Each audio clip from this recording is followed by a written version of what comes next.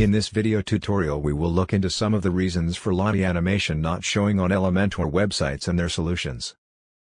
Number 1. WordPress plugin conflicts.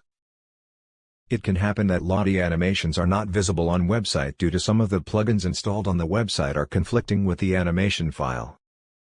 Please check the link below this video to learn how to fix this issue. Number 2.